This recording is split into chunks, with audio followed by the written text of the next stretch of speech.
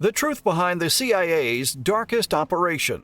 Throughout history, mysterious operations remain buried beneath layers of secrecy. Among these, Operation Northwoods stands as a chilling reminder of the lengths to which governments can go in pursuit of their objectives.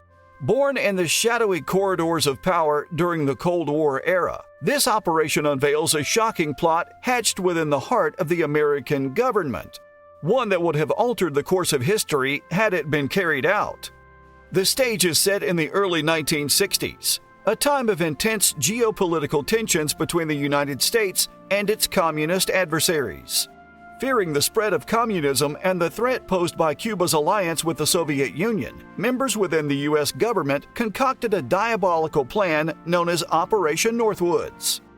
Spearheaded by the Joint Chiefs of Staff and approved by Chairman Lyman Lemnitzer, this covert plan called for CIA operatives to stage and execute terror acts against American military and civilian targets, plant evidence to point the finger at the Cuban government, and use the events to justify a war against Cuba. By manipulating public opinion through a series of false flag attacks, they would have public support over the invasion. The plan outlined in a top-secret memorandum detailed many ideas, some clever and cunning, but all of them dark. Would America really kill their own civilians to blame Fidel Castro? Let's take a closer look. The first idea involved taunting the Cuban military to attack the U.S. first. Civilian aircraft would be painted to look like U.S. Air Force planes and fitted with remote control equipment.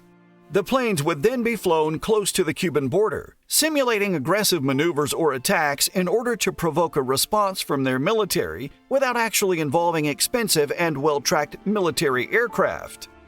Another plan involving aircraft proposed shooting down a U.S. fighter jet while scattering debris in Cuban airspace, reinforcing the narrative of attack by Cuban forces. America could then be seen to be retaliating to Cuban assaults and begin their war. Destroying remote-controlled machinery is one thing, but this is where it gets dark. A more hard-hitting proposal involved assassinating Cuban immigrants who might be loyal to Fidel Castro's regime.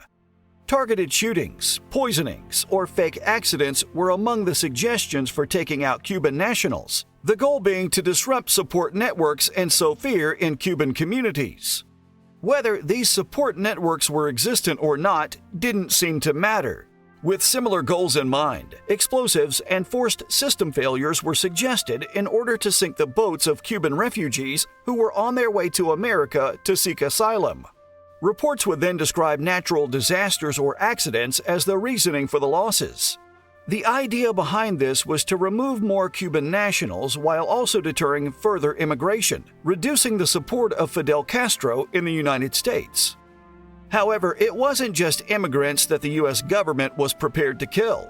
Perhaps the most shocking revelation of all was the exposure of plans to fake terrorist attacks, which would be executed by the U.S. government to injure and kill U.S. civilians. High-value targets such as landmarks and transportation hubs would be subjected to bombings, shootings, or hostage situations, all designed to cause maximum damage with maximum casualties. Miami and Washington, D.C. were highlighted as particular areas of interest, providing focal points for the communist Cuban terror campaign that was being fabricated in these areas. Instilling fear among the population and seeing death tolls published in national news would create support for retaliation against the Cubans. But at what cost? Sacrificing U.S. and Cuban civilian lives in order to achieve their political agenda shows just how relentless governments can be, using their unchecked power to perform any act necessary to overcome their rivals. But wait, there's more. Another 12 proposals were published under Operation Mongoose, a similar memorandum titled Possible Actions to Provoke, Harass, or Disrupt Cuba. Some such proposals went as far as to take matters outside of America and Cuba and even off the planet itself. Operation Dirty Trick was yet another false flag plot aiming to blame Castro should anything happen to the 1962 Mercury spaceflight. That's right, failed space missions were even going to be blamed on the Cubans. The memorandum outlines how if the Mercury manned orbit was to be a failure, evidence would be planted throughout the operation which would suggest electronic interference from Cuba. This was reinforced by other forms of propaganda, as well as actual sabotages taking place. Attacks were carried out against an oil refinery, sawmill, power plant, and floating crane in a Cuban harbor. However, without any serious action against civilian lives, the operations ultimately failed at achieving their aim.